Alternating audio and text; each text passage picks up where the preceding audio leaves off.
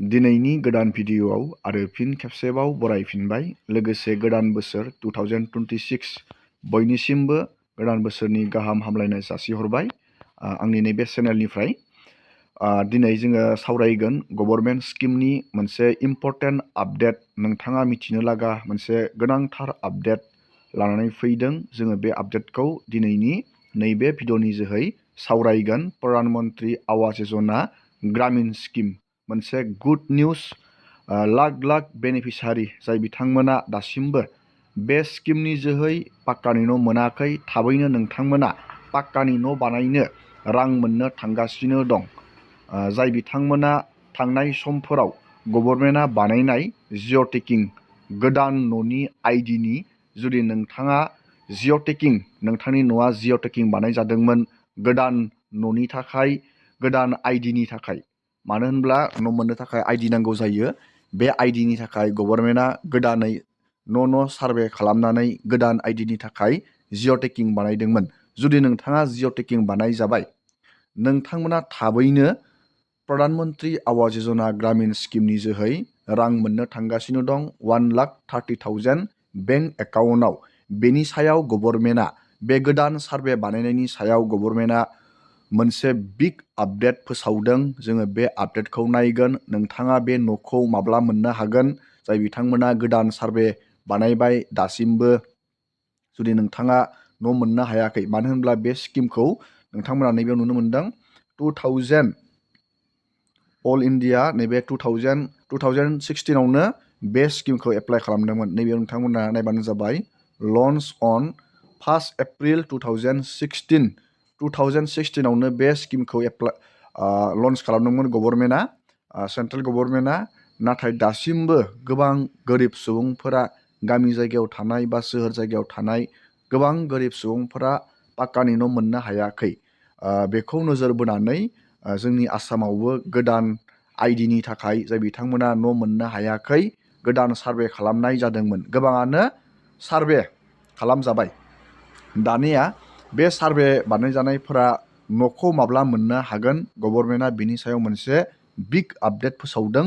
जोङो बेखौ नायगोन। आरो लोगोसे न'नि रां, मानो होनोब्ला डाइरेक्ट गभर्नमेन्टआ बेंक एकाउन्टआव रां सोनाय जायो 3 किस्तियाव। नैबे प्रधान मन्त्रि आवास यजना ग्रामीण स्किमनि रां सोनाय सिस्टेमा सोलायदों। बे रां सोनाय सिस्टेम सोलायनायनि सायाव जोङो आपडेट नायगोन। मानो होनोब्ला नोंथांमोना जुदि न' मोनो, नोंथाङा बेंकआव बे स्किमनि रांखौ बोरैहाय मोननो हागोन? नोंथाङा मा खामानिखौ मावोब्ला बे रांखौ मोननो हागोन? जुदि नोंथाङा सिलेक्ट जायो, न'नि थाखाय सिलेक्ट जायो, नोंथाङा मा खामानिखौ मावोब्लाथाय बे रांखौ मोननो हागोन बेंक एकाउन्टआव डाइरेक्टहाय? मा प्रब्लेमनि जाहोनाव नोंथांनियाव बे स्किमनि राङा हाबा? नोंथाङा मा खालामनांगोन? जोङो बेनि आपडेटखौ नायगोन। Important update. जाय बिथांमोना सार्भे गोदान बानायजाबाय गोदान आइडिनि थाखाय, नोंथांमोना फैबाय थानाय समाव रां मोननो थांगासिनो दं। नैबे प्रधान मन्त्रि आवास यजना ग्रामीण स्किम, जोङो बेनि आपडेटखौ नायगोन। गभर्नमेन्टआ थाबैनो बे स्किमनि रांखौ, गोदान आइडिनि बे प्रधान मन्त्रि आवास यजना ग्रामीण स्किमनि रांखौ थाबैनो लन्च खालामसिगोन। 30 लाख बेनिफिसारिफोरा अल आसाम गोदान आइडिनि थाखाय सार्भे बानायजाबाय होननानै गभर्नमेन्टआ फोसावदों। नाथाय बे 30 लाखआ मोनजोबाबो जानो हागौ। बे 30 लाखनि गेजेरावनो गोबाङानो जाय बिथांमोना जेनुवेन बेनिफिसारि, जाय बिथांमोना दासिमबो प्रधान मन्त्रि आवास यजना ग्रामीणनि न'खौ मोनाखै, बिथांमोना फैबाय थानाय समाव प्रधान मन्त्रि आवास यजना ग्रामीण स्किमनि जोहै पाक्कानि न' मोननो थांगासिनो दं। दानिया जोङो भिडिअनि जोहै नायनि बे प्रधान मन्त्रि आवास यजना ग्रामीण स्किम गोदान सार्भेखौ लानानै बे बेनिफिसारिफोरनो माब्ला बे प्रधान मन्त्रि आवास यजना ग्रामीण स्किमनि न'खौ माबायदि सिस्टेमाव होगोन, आसाम गभर्नमेन्टआ माबायदि आपडेट फोसावदों, जोङो बेखौ नायग्रोनि। आरो बेनि उनाव जोङो नायगोन नोंथाङा रांखौ मोननो थाखाय मा खामानिखौ मावनांगोन। बेनि रां सोनायनि गोदान सिस्टेमनि सायाव जोङो सावरायगोन। লিষ্টৰ সকলোকে আমাৰ ঘৰ দিয়া সম্পূৰ্ণ হ'ল, কিন্তু ৱেটিং লিষ্টত নাম নাই মানে এনেকুৱা নহয় যে দুখীয়া লোকে ঘৰ পাবলগীয়া নাই। কাৰণ প্ৰথমতে যেতিয়া আমি ঘৰৰ জিঅ' টেগিং কৰিছিলোঁ, বহুতো দুখীয়া লোক এই জিঅ' টেগিঙৰ পৰা বাদ পৰি গৈছিলে। যেতিয়া নৰেন্দ্ৰ মোদী ডাঙৰীয়া তৃতীয়বাৰৰ বাবে দেশৰ প্ৰধানমন্ত্ৰী হ'ল, তেখেতক আমি লগ পাওঁতে কৈছিলোঁ যে প্ৰধানমন্ত্ৰী ডাঙৰীয়া আৰু কেইলাখমান লোকক ঘৰ দিলেই আমাৰ ৱেটিং লিষ্ট শেষ হ'ব। কিন্তু এতিয়াও বহুত গাঁৱৰ মানুহে প্ৰধানমন্ত্ৰী আৱাস যোজনাৰ ঘৰ পোৱা নাই। প্ৰধানমন্ত্ৰী ডাঙৰীয়াই আমাক তেতিয়া কৈছিলে যে মই নতুন কৰি আৰু 5 কোটি ঘৰ দিম, গতিকে অসমত তোমালোকে জিঅ' টেগিং আৰম্ভ কৰা। আপোনালোকে গম পাই যোৱা 6 মাহ ধৰি আমি আপোনালোকৰ ঘৰত বা আমাৰ দুখীয়া মানুহৰ ঘৰলৈ জীৱিকা সখী বাইদেউসকলক পঠিয়াইছিলোঁ, আন চৰকাৰী বিষয়াসকলক পঠিয়াইছিলোঁ, নিজেও জিঅ' টেগিং যাতে কৰিব পাৰে তাৰ সুবিধা দিছিলোঁ। এতিয়া আমাৰ কাম সম্পূৰ্ণ হ'ল। খুব সোনকালে গাঁও সভা পাতি আমি নতুন হিতাধিকাৰীৰ তালিকা নিৰ্বাচন কৰিম আৰু মই ভাবোঁ যে নতুন জিঅ' টেগিঙৰ পৰাও আমি ঘৰ নোপোৱা সকলো মানুহকে আমি ঘৰ দিবৰ কাৰণে সফল হ'ম। মই আজিও অফিচাৰসকলক ৰাতিপুৱা সুধিছিলোঁ যে আমাৰ জিঅ' টেগিং হ'ল নে নাই। কিমান জিঅ' টেগিং হ'ল এতিয়ালৈকে কল্যাণ? মোক কল্যাণ চক্ৰৱৰ্তী ডাঙৰীয়াই ক'লে যে নতুনকৈ অসমত আৰু 30 লাখ মানুহে জিঅ' টেগিং কৰিছে। আমাৰ চেষ্টা হ'ব এই 30 লাখ মানুহৰ ভিতৰত যিসকলে নতুনকৈ জিঅ' টেগিং কৰিলে, তেওঁলোকৰ যাৰ যাৰ ঘৰ নাই, সকলোকে আমি যাতে ঘৰৰ অনুমোদন দিব পাৰোঁ, এতিয়া তাৰ বাবেও আমি চেষ্টা আৰম্ভ কৰিম।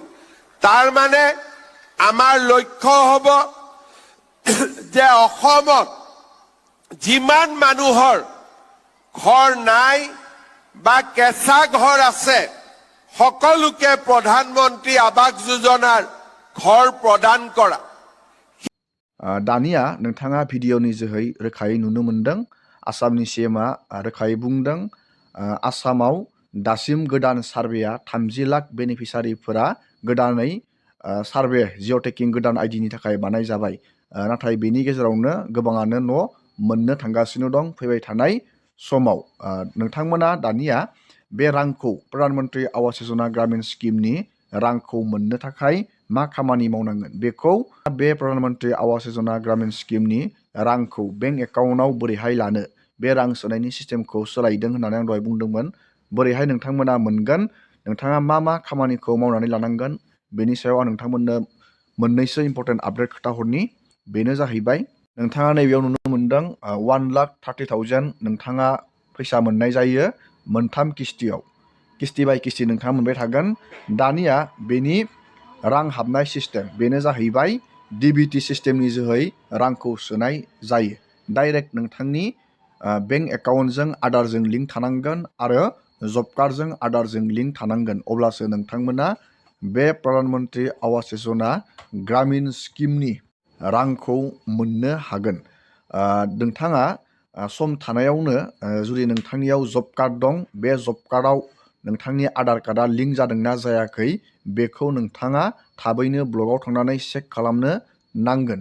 आरो बे आधारजों नोंथांनि बेंक एकाउन्टआ लिंक दंना गैया बेखौ नोंथाङा चेक खालामबानो जाबाय। बे इम्परटेन्ट रां सोनायाव बे इम्परटेन्ट, मानो होनोब्ला गोबांनियानो राङा हाबाखै। बेफोर दाख्लैबावै रां सोनायाव गोबांनियानो बेंक एकाउन्टआव राङा हाबाखै, बेफोरबायदि गोबां सोंहरदों राङा मानि थाखाय हाबाखै।